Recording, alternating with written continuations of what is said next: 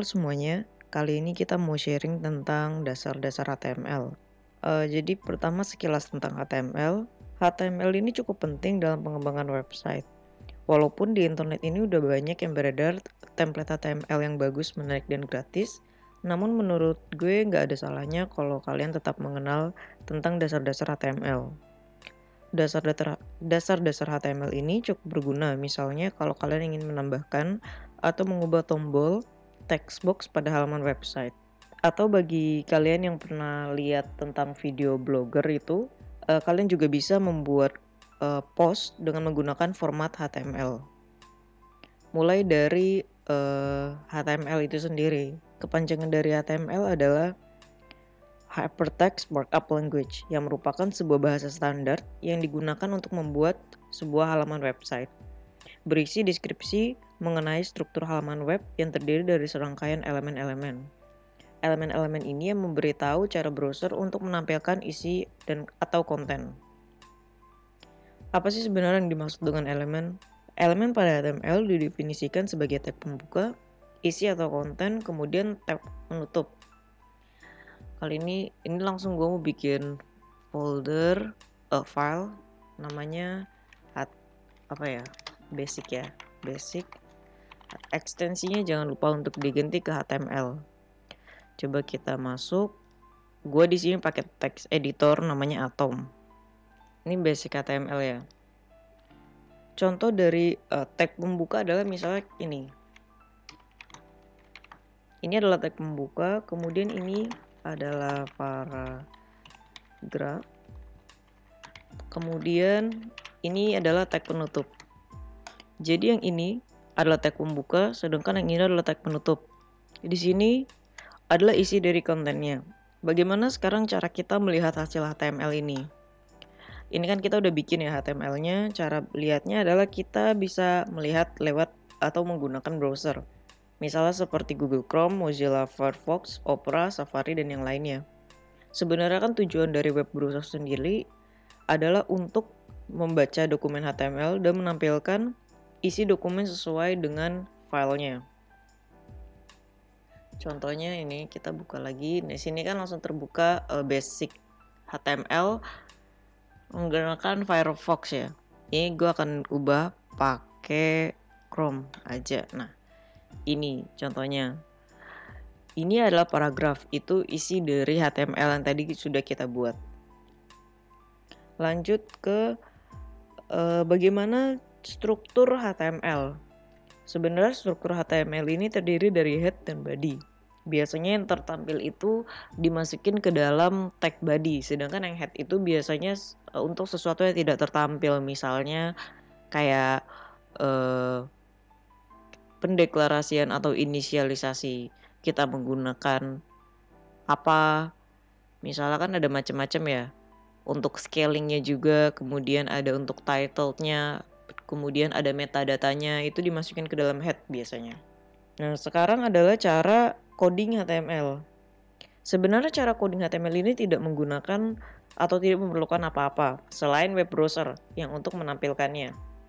Selain itu juga gue yakin di semua laptop atau PC paling nggak kan ada Notepad ya. Notepad ini sebenarnya udah cukup sebagai text editornya untuk melakukan coding HTML. Tentunya untuk menggunakan text editor lainnya kayak gue misalnya pakai Atom, atau kalau misalnya kalian mau pakai yang lainnya itu terbuka banget. Yang penting jangan lupa biasanya text editor itu kan ekstensinya .txt. Ini diubah dulu menjadi .html. Sekarang untuk mempersingkatnya, biasanya ini normalnya ya, HTML ini di atasnya ada deklarasi tipe dokumennya. Biasa ditulis seperti ini.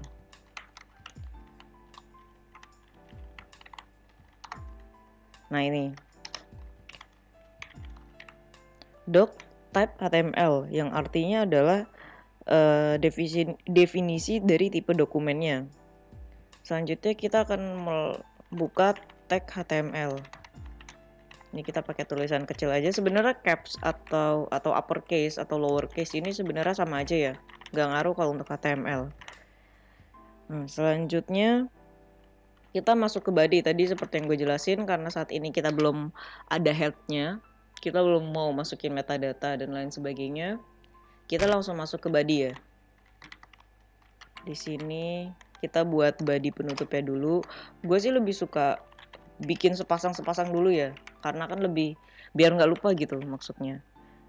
Kemudian di sini gue akan menjelaskan tentang cara penggunaan komen atau melakukan komen, kemudian cara bikin heading 1, bikin paragraf, bikin enter, bikin hyperlink, dan menampilkan image.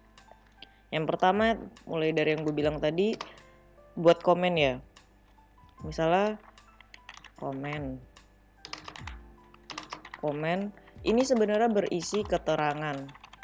Kalau kita nggak tulis apa-apa, kita save, langsung masuk ke sini, dia kan sebenarnya langsung nggak jadi komen ya, maksudnya langsung tertampil.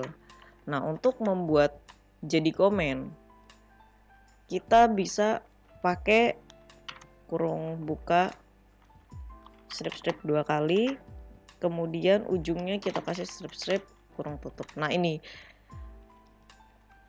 gue nggak tahu kalau di text editor lain berubah juga apa enggak bentuk tulisannya, tapi di sini berubah. Di sini kalau kita coba lagi, di sini kan hilang. Artinya ini adalah komen. Kita tuh bisa kasih di komen ini kita bisa menampilkan keterangan atau catatan. Jadi biasanya komen ini digunakan untuk informasi mengenai kodenya agar lebih mudah dicari dan lebih mudah untuk dipelajari untuk orang selanjutnya. Kalau misalnya kalian melakukan pemrograman secara berkelompok. Selain itu juga komen bisa digunakan sebagai alat debugging. Kalau misalnya ada suatu hal di code kalian yang error, kalian dengan mudah melakukan comment dan uncomment. Dan juga perhatikan ada bagian tanda serunya untuk di depannya, sedangkan yang di belakangnya itu nggak ada. Selanjutnya adalah headings. Di sini gue akan pakai headings 1. Heading 1 ini adalah yang paling besar, sedangkan yang paling kecilnya adalah headings 6. Di heading 1 ini gue akan tulis ini judul dengan headings 1. H1.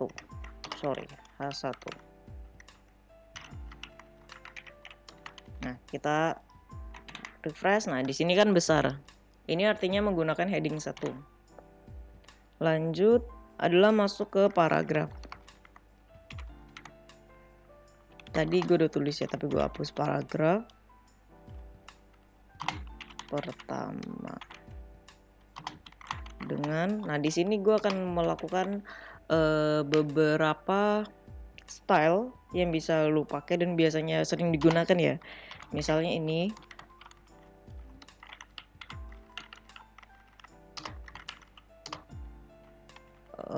Tebal.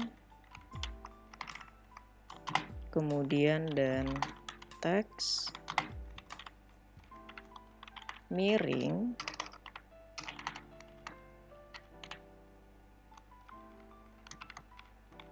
Kemudian jangan lupa tutup. Di save, refresh. Nah, di paragraf pertama dengan teks tebal dan teks miring. Tebalnya tadi pakai tag B, sedangkan miringnya pakai tag I. Selain itu sebenarnya ada beberapa juga yang bisa kalian pakai, misalnya U untuk underline atau garis bawah. Kemudian juga ada subscript. Misalnya kalau kalian kayak di Word itu buat tulisan kecil di bawah gitu. Kemudian ada SUP untuk superscript. Kemudian bisa juga pakai mark atau highlight untuk meng-highlight suatu kata. Selanjutnya kalau udah P ini kita lanjut ke untuk bikin spasi. Bukan spasi ya, enter. Biasa pakai BR. Nah, BR ini adalah line break. Dan BR ini disebut sebagai elemen yang kosong karena tidak memiliki tag pembuka atau tidak lebih tepatnya tidak memiliki tag penutup ya, jadi langsung kosong BR. Kalau kalian mau cek beneran ini enter apa enggak, nih ditulis 1 ya, refresh, nah dia langsung ke bawah kan otomatis. Coba kalau kita enggak pakai BR, ini kita komen, refresh. Nah, dia kan nggak ada enternya tadi kan di sebelah sini. Jadi BR itu buat nyenter. Tadi gue balikin lagi. Oke. Untuk hyperlink caranya pakai A. A ini adalah sebuah elemen ya. Jadi A kita masukin atributnya href. Kemudian coba kita masukin https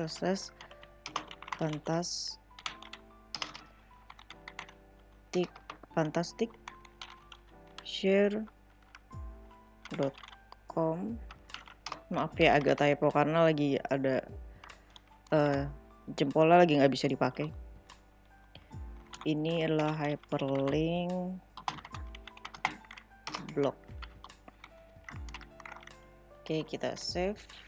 Kemudian kita refresh. Nah, ini hyperlink blog. Kalau dipencet, kalian bisa lihat di bagian bawahnya ini tadi ada fantasticshare.com. Kalau kita pencet nanti kita akan masuk ke yang sudah kita tuju sebelumnya ya. Dah. Lanjut, itu udah hyperlink. Jadi hyperlink ini tadi ada atribut yang harus digunakan, yaitu adalah href yang berisi URL yang ingin dituju. Kemudian selanjutnya adalah elemen gambar. Oke, barusan gue udah download gambarnya. Nah, untuk menggunakan gambar ini kita pakai tag img atau image. Kemudian pakai tambah atribut src-nya. Nah, sekarang kita harus load ke foldernya. Di folder ini gue udah bikin atau gue udah punya gambar lah, namanya 1.png. Nah, ini adalah nama filenya. Jadi di src kita tulis nama filenya. Kalau misalnya filenya ada di direktori yang berbeda, kalian bisa tambahin juga nama direktorinya. Misalnya kayak ada di atasnya sini. Misalnya tambah direktori ABC folder, kemudian baru masuk ke filenya atau gimana. Kenapa gue src? Oke. Tadi png ya, sorry. Dah. Kemudian kita bisa nambahin sebuah atribut yang namanya alt. Jadi alt ini adalah alternatif yang digunakan untuk kita menampilkan sebuah teks. Misalnya ini kita tulis Google. Teks ini tuh akan muncul kalau misalnya gambar kita nggak terload. Kemudian selainnya itu ada lagi, misalnya sebenarnya gue nggak mau pakai ini sih, tapi gak apa-apa untuk coba aja. Width. Nah, width ini adalah lebar ya. Kalau yang height ini panjang kan, jadi kalian bisa pakai ini untuk menentukan panjang dan lebarnya. Misalnya untuk lebar gue mau pakai 104, sedangkan untuk height-nya gue pakai 142. Nah, di sini kita bisa langsung aja di refresh. Nah, di sini Google. Tadi gue memang udah masukin gambar Google kebetulan di sini. Ini kan. Kemudian tadi width sama height-nya juga udah diatur. Kalau misalnya nggak mau diatur juga dia auto nanti ngikutin gambarnya gini. Jadi sesuai kan tadi karena ngatur. Nah, kita akan kasih contoh misalnya tadi nggak bisa di load ya. Alternatifnya bakal keluar apa enggak. Misalnya gue pakai 11 PNG, tadi kan nggak ada. Gue load, nah dia bakal ada kayak gambar picture rusak, kemudian ada alternate yang tadi gue tulis itu. Nah,